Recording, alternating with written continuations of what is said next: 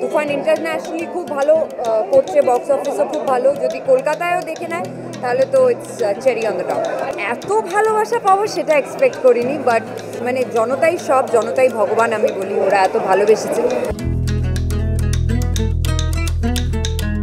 শাকিব খানের সঙ্গে জুটি বেঁধে প্রথমবার বাংলাদেশের ছবিতে কাজ করলেন মিমি চক্রবর্তী।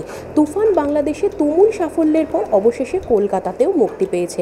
তুফানের প্রিমিয়ারে এসে কি বললেন মিমি চক্রবর্তী, শুনে নেব। ফাইনালি দুষ্টু কোকিল কলকাতায়, বাংলাদেশ সারা বিশ্ব তোলপাড় করে এখন কলকাতার অডিয়েন্সরা। কলকাতার মানে কোন শহরের বেটি তুমি? উড়াধুরা। আমার শহর, এই শহরেরই মেয়ে, তোমরা সবাই জানো।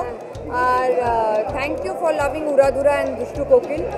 আর যদি তুফান ইন্টারন্যাশনালি খুব ভালো করছে, বক্স অফিসও খুব ভালো। যদি কলকাতায়ও দেখে নেয় তাহলে তো it's cherry on the top. আর প্রথম থেকে কি এতটা এক্সপেকটেশন ছিল তোমার যখন তুফানে তুমি কাজ? ফ্র্যাঙ্কলি স্পিকিং, দেখো আমি জানতাম this picture will be height because that was what I was told, কিন্তু এত ভালোবাসা পাবো সেটা এক্সপেক্ট করিনি। বাট মানে জনতাই সব, জনতাই ভগবান আমি বলি, ওরা এত ভালোবেসেছে।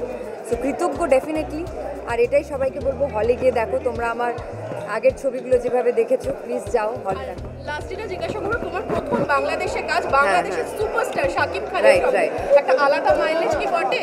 ডেফিনেটলি, মানে আমি বাংলাদেশে আগে কাজ করিনি, আর কাজ করাটা ইটস অলওয়েজ বেটার যে বেস্টের সাথে কাজ করাটা। সো রফি ভাই বলো বা দ্য প্রোডাকশন হাউস বলো, অ্যান্ড ডেফিনেটলি শাকিব। সো সব মিলিয়ে প্যাকেজটা তুফানের একদম তুফানি। সো তোমার চোখে শাকিব খান কাজ করে কিরকম লাগতো?